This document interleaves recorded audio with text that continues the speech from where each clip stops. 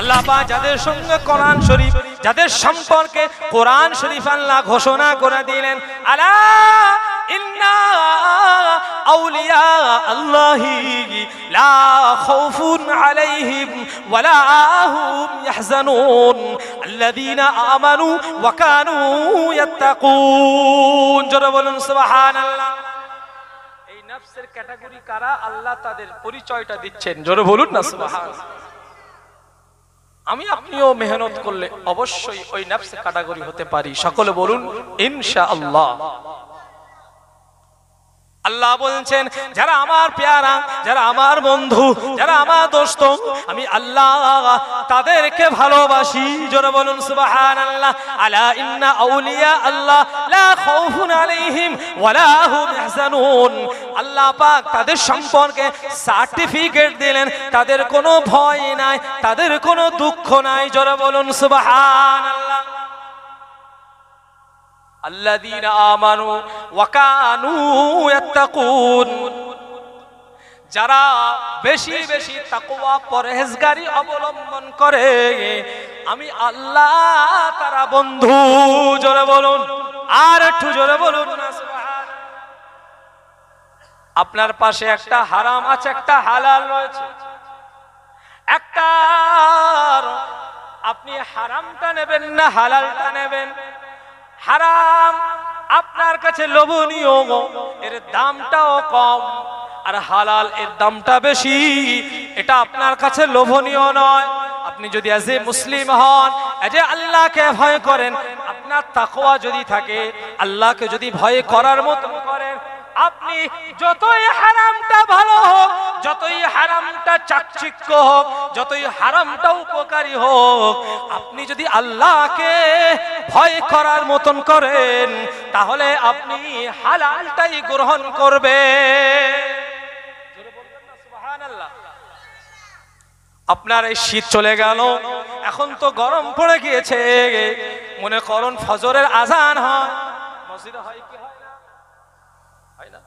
মুয়াজ্জিন আযান দেয়, আসসালাতু খায়রুম মিনান নাওম। কি হয়? কারা শোনেন? সবাই শুনতে পান? অনেকে ঘুমিয়ে থাকে, অনেকে ঘুমিয়ে থাকেন, ফজরের নামাজ পড়েন না। মসজিদে নামাজ পড়তে গেলে দেখা পাওয়া যায় এক কাতারও ফজরে হয় না। ঠিক বলছি না? কটা মুরব্বি, দু একটা ইয়ং ছেলে তারা কি নামাজ পড়ছে, বাদ বাকি সব ঘুমোচ্ছে। হয় কি হয় না? নামাজ পড়া কার হুকুম? আল্লাহর হুকুম, ফরজ, পড়তেই হবে, কোনো গল্প হবে না। ঈমানের পরে পরে নামাজ, তারপরে রোজা, তারপরে হজ, তারপরে যাকাত। সামনে রমজান মাস আসছে, রোজা অবশ্যই রাখতে হবে। 30 দিন রোজা রাখা, 1 মাস রোজা রাখা কার হুকুম? আল্লাহর হুকুম, এটা ফরজ, রাখতেই হবে। অসুস্থ যদি হয়ে যায় ওটা ব্যতিক্রম। যদি সময় থাকে রোজার বিষয়, অসুস্থ কিরকম হলে রোজা ছাড়া যাবে, কিরকম হলে ছাড়া যাবে না, আল্লাহ যদি তৌফিক দেয় সময় হলে বলবো। এখন যেটা বলছি, মুতমাইন্না, নফসে মুতমাইন্না কারা? মনে করেন আপনি ফজরের নামাজ পড়তে যাবেন, আজান হয়ে গেল, আপনার কানে আজানটা চলে আসলো, কিন্তু শয়তান আপনাকে ঘুম পাড়িয়ে রাখলো, আপনি উঠলেন না, ফজরের নামাজটা পড়লেন না, ফজরের নামাজ কাজা করলেন। সন্ধ্যা আপনার কিনা সকাল হয়ে গেল, সূর্য উঠে গেল, এখন নামাজ পড়ছেন, ফজরের ওয়াক্ত অনুযায়ী নামাজটা হলো না। যারা নফসে মুতমাইন্নার ক্যাটাগরি হবে, তারা ওই ফজরের আজান হওয়ার সাথে সাথে শয়তানের মুখে লাথি মেরে আল্লাহর দ্বীনটাকে প্রতিষ্ঠিত করার জন্য, আল্লাহর হুকুমকে তামিল করার জন্য ফজরের বিছানা ছেড়ে উঠে যাবে। জোরে বলুন সুবহানাল্লাহ। হাজারো ব্যস্ততা থাকবে, দর্জির কাজ বলেন, জরির কাজ বলেন, আর চিকনের কাজ বলেন, হাজারো গার্জেন থাকবে। জোহরের নামাজের সময় হয়ে গেল, আসরের নামাজ সময় হয়ে গেল, মাগরিবের আজান হয়ে গেল, ইশার আজান হয়ে গেল। আপনি যদি আল্লাহকে ভালোবাসেন, আল্লাহ আল্লাহকে ভয় করেন, তাকওয়া যদি করেন, তাহলে আপনার হাজারো দুনিয়ার কাজ থাকবে, কাজগুলো রেখে দিয়ে আপনি আল্লাহর ডাকে সাড়া দেবেন। আপনি হলেন তাকওয়া পরহেজগারি করনেওয়ালা, আপনি হলেন নফসে মুতমাইন্নার ক্যাটাগরির মানুষ। জোরে বলুন, আর একটু জোরে বলুন। দোকানে গিয়েছেন, বাজারে গিয়েছেন, চুরির মাল জেনেছেন, এই চুরির মাল জানার পরে আপনি কিনলেন না, কম দামে চুরির মাল বিক্রি হয়, আপনি কিনলেন না, আপনি ভালো মালটা বেশি দামে নিলেন, ওখানে আপনি তাকওয়া দেখিয়েছেন। আপনি চুরির মালটা কিনলেন না, চুরিকে সাপোর্ট করলেন না, চোরকে প্রশ্রয় দিলেন না। আল্লাহ বললেন, ওরে আমার বান্দা, দুনিয়ার জমিনে আমাকে প্রতিষ্ঠিত করলি, অর্থাৎ আমার শরিয়াতকে জিন্দা করলি, তুই হলো নফসে মুতমাইন্নার ক্যাটাগরি। জোরে বলুন সুবহানাল্লাহ। মনে করেন আমি নাপাক হয়ে গিয়েছি, আমার ফরজ গোসল প্রয়োজন হয়ে গিয়েছে, এখন ফজরের আজান দিয়ে দিয়েছে, আমি আল্লাহর বান্দা, আমি আল্লাহর বান্দি, আমি নাপাক হয়ে রয়েছি।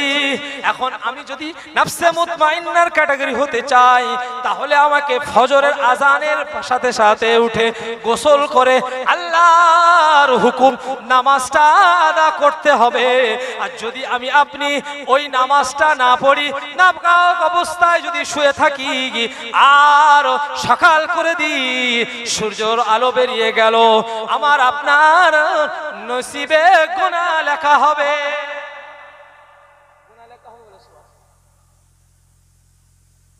ফজরের নামাজ আজান হলো, নাপাক হয়ে গিয়েছেন, উঠে গোসল করে নামাজ পড়বেন।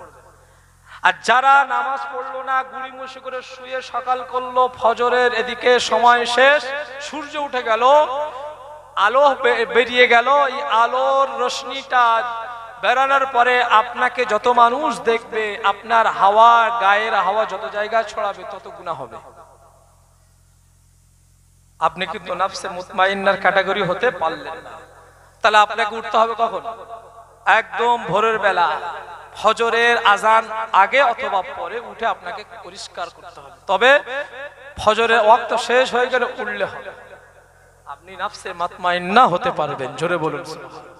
এরকম একটা একটা বললে অনেক সময়, এক কথায় যারা আল্লাহর দ্বীনটাকে দুনিয়ার জমিনে নিজের জীবনটাকে কুরবান করে দিয়েছে প্রতিষ্ঠিত করার জন্য, আল্লাহর দ্বীনটাকে প্রতিষ্ঠিত করার জন্য, এক কথায় আরো বলতে পারি শর্ট করে, আল্লাহর ওলিরা, পীরেরা, জোরে বলুন সুবহানাল্লাহ, যারা সবথেকে বেশি আল্লাহকে ভয় করেন, আল্লাহ বলছে ওরাই হলো আমার প্রিয় বন্ধু, ওরাই আমার ওলি বান্দা। জোরে বলুন সুবহানাল্লাহ। আল্লাযীনা আমানু ওয়া কানু ইয়াত্তাকুন, যারা সবথেকে বেশি আমি আল্লাহকে তাকওয়া করে, পরহেজগারিতা অবলম্বন করে, আমি আল্লাহ তাদের সবথেকে কাছাকাছি, আমি আল্লাহ তাদের সবথেকে প্রিয়। জোরে বলুন সুবহানাল্লাহ। এরাই হলো নফসে মুতমাইন্নার ক্যাটাগরি। যখন এরা কবরে যাবে, সঙ্গে সঙ্গে আমার আল্লাহ পাক কবর এদের জন্য একটা বালাখানা হয়ে যাবে। জোরে বলুন সুবহানাল্লাহ। এদের জন্য কবরটা প্রসাদা হয়ে যাবে। জোরে বলুন না সুবহানাল্লাহ। কবরের সওয়াল জবাব এদের জন্য আসান হয়ে যাবে। জোরে বলুন না সুবহানাল্লাহ। কবরের সঙ্গে, এদের কবরের সঙ্গে জান্নাতের সঙ্গে একটা আল্লাহ পাক সংযোগ করে দেবেন। জোরে বলুন না সুবহানাল্লাহ। আল্লাহ পাক এদের কবরটাকে জান্নাতের মতন বাগান বানিয়ে দেবেন। জোরে বলুন সুবহানাল্লাহ। এরা কবরে কিয়ামত পর্যন্ত শান্তির ঘুম ঘুমাবে। জোরে বলুন না সুবহানাল্লাহ। নারে তাকবীর। এরাই হলো নফসে মুতমাইন্না ক্যাটাগরি। কি গো, আমাদের আশা আছে না নাই? ইচ্ছা হয় কি হয় না নফসে মুতমাইন্না হয়ে দুনিয়া থেকে আল্লাহর ডাকে সাড়া দেওয়া? কথা বলে একবার তাকবীর দান তো, কারা কারা হব? নারে তাকবীর, নারে তাকবীর।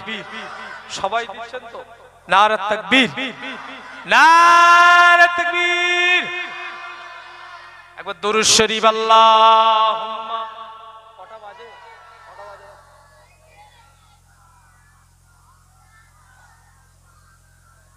ওয়া আলা আলি 11টা, 12:30। আমি যে টপিকটা এখন শেষ করতে পারিনি ওটুকু বলে আমি সমাপ্ত করব। কেউ আর আমাকে বলবেন না, অনেক সময় 12:30 বেজে গেছে। কি গো, অনেক রাত হয় না বলেন? 10:30, 11:30, 2 ঘন্টা হয়ে গেছে। এদিক ওদিক করতে 2.5 ঘন্টা হয়ে যাবে। দেখেন, আম্মা জান উম্মে রুমাইসার কথা বলেছিলাম, মনে আছে? হ্যাঁ, আম্মা জান উম্মে রুমাইসা রাদিয়াল্লাহু তাআলা আনহার কথা বলছিলাম, মনে আছে সবার? হ্যাঁ মা বোনেরা শোনেন, আম্মা জান উম্মে রুমাইসা ইন্তেকাল হয়ে গেছে। হযরতে আনাস স্বপ্ন দেখেছেন, মনে আছে না? এখন স্বপ্নটা দেখেছে গভীর রাত্রে। হযরতে আনাসের ঘুমটা ভেঙে গিয়েছে। সকালের ফজরের আজান হচ্ছে মসজিদে নববী শরীফ। হযরতে বেলাল মসজিদে নববী শরীফে আজান দিচ্ছে। হযরতে আনাস টুকটুক করে মসজিদে নববীতে চলে গেছেন। আল্লাহর রাসূল তখন হায়াতে দুনিয়া জিন্দেগিতে আছেন। জোরে বলুন সুবহানাল্লাহ। ও ভাইজানেরা, আম্মা জান উম্মে রুমাইসা স্বপ্ন দেখালেন। আম্মা জান উম্মে রুমাইসা স্বপ্ন দেখানোর পরে হযরতে আনাস ঘুম ভেঙে গেল। রুইয়া আজিবা, আশ্চর্য স্বপ্ন দেখেছিলেন। আল্লাহ রাসূলের সাহাবী ঘুম ভেঙে যাওয়ার পরে ফজরের আজান হয়ে গেল, মসজিদে নববী শরীফে চলে গেলেন। আল্লাহ নবীর পিছনে জামাতে নামাজ আদা করলেন। জোরে বলুন সুবহানাল্লাহ। ও আল্লাহ নবীর সাহাবী হযরতে আনাস রাসূলুল্লাহর পিছনে নামাজটা পড়লেন, সালাম ফিরিয়ে দিলেন, দয়ার নবী নামাজ পড়ালেন। আহারে, যে নবীর উপরে কোরআন শরীফ অবতীর্ণ, সেই নবী আমার কোরআন শরীফ তেলাওয়াত করে আল্লাহ নবী সাহাবাদেরকে শুনিয়েছিলেন। জোরে বলুন সুবহানাল্লাহ। আমার নবীর উপরে কোন তেলাওয়াত চলে যার উপরে স্বয়ং আমার আল্লাহ কোরআন শরীফ অবতীর্ণ করেছেন? দুনিয়ার বড় বড় কারি সাহেবদের কারিদের তেলাওয়াত শুনতে কতই না মধুর লাগে, আল্লাহ নবীর তেলাওয়াতটা না কতই না চমৎকার ছিল। জোরে বলুন সুবহানাল্লাহ। আল্লাহ নবী নামাজটা সমাপ্ত করে রাসূলে পাক আমার পিছন দিকে ঘুরতেন। আজও পর্যন্ত মুসলমানের আমরা সবাই জানি, মসজিদে মসজিদে ইমাম সাহেবরা নামাজ কমপ্লিট করে ফজরের পরে একটু বেঁকে বসে, পিছনে ঘুরে বসে, রাসূলের সুন্নাত। ও ভাই জানেরা, কবি কবি ডান কাত হয়ে কবি কবি বাম কাত হয়ে বসে, এটা হলো রাসূলের সুন্নাত। রাসূল আমার বাম কাত হয়ে সাহাবীদের দিকে বেশি বসতেন, আর মাঝে মাঝে ডান কাত হয়ে বসতেন। এই জন্য যেটা ফরজ মনে করেন এবং উম্মতেরা, এই জন্য মাঝে মাঝে হুজুর আমার বাম দিকে কাত হয়ে পিছন দিকে ঘুরে বসতেন। জোরে বলুন সুবহানাল্লাহ। ও ভাইজানেরা, সাহাবীরা কে কে রাতের জিয়া ঘুরতো, আল্লাহ নবীকে শোনাতেন, রাসূলে পাক সাহাবীদেরকে বর্ণনা করতেন। এইভাবে কথোপকথন হতো। আল্লাহ নবীর সামনে হযরতে আনাস দাঁড়িয়ে গেলেন। আসসালামু আলাইকা ইয়া রাসূলুল্লাহ, আসসালামু আলাইকা ইয়া হাবিবাল্লাহ। হুজুর বেয়াদবি মাফ করুন হুজুর, আমি আজকে রাত্রিতে রুইয়া আজিবা, আশ্চর্য স্বপ্ন দেখেছি। ইয়া রাসূলুল্লাহ, ইয়া হাবিবাল্লাহ, হুজুর আমার আম্মা জান কয়েক মাস আগে ইন্তিকাল করেছেন। ইয়া রাসূলুল্লাহ, ইয়া হাবিবাল্লাহ, মা আমার আজ রাত্রিতে স্বপ্নের মধ্যে খাওয়াবের মধ্যে এসেছেন, আমাকে বলছেন ও বাবা আনাস কেন আর আসো না? ইয়া রাসূলুল্লাহ, হাবিবাল্লাহ, মাকে জিজ্ঞাসা করলাম, আপনি তো পরলোক গমন করলেন, ও জগতের মেহমান হয়ে গেছেন। আল্লাহ নবীকে হযরত আনাস বর্ণনা করতে লাগলেন। ইয়া রাসূলুল্লাহ, ইয়া হাবিবাল্লাহ, আমার মা স্বপ্নের মাধ্যমে এই শব্দগুলো শোনালেন। নাহানু নানজুরুকুম কামা ইয়ানজুরুর রুজুলু ফি শাইইন মা ইজ্জুজাত। ও বাবা আনাস, ও বাবা আনাস, আমরা জগতের মানুষরা ও জগতের মানুষদেরকে এরকম পরিষ্কার দেখতে পাই, যেমন কাঁচের পাত্রে কোনো কুটি পড়লে, কোনো ময়লা পড়লে যেমন পরিষ্কার দেখা যায়, আল্লাহ চায় তো আমরা এ জগতের মানুষরা ও জগতের মানুষদেরকে এইভাবে পরিষ্কার দেখতে পাই। জোরে বলুন সুবহানাল্লাহ। আল্লাহ নবী স্বপ্নটা শুনলেন, নবী আমার স্বপ্নটা ঘুরিয়ে বললেন, ও বাবা আনাস, কানা কামা ইয়ানজুরুর রুজুলু ফি শাইইন মা'iz জুজাজ। ও বাবা আনাস, হ্যাঁ হ্যাঁ হ্যাঁ, আল্লাহ যদি চান ও জগতের মানুষদেরকে কখনো কখনো আল্লাহওয়ালা মানুষদেরকে, নাফসে মুতমাইন্না ক্যাটাগরির মানুষদেরকে কবরের ভিতর থেকে আমার আল্লাহ পাক ওইভাবে পরিষ্কার দেখান যেভাবে একটা কাঁচের পাত্রে পরিষ্কার কুটি পড়লে দেখা যায়, ও জগতের মানুষদেরকে, পৃথিবীর মানুষদেরকে ওইভাবে পরিষ্কার দেখান। জোরে বলুন সুবহানাল্লাহ। এটাই হলো হাদিস। জোরে বলুন সুবহানাল্লাহ। এটা কি রাসূল ঘুরিয়ে বললেন, স্বপ্নটা হাদিস হয়ে গেছে।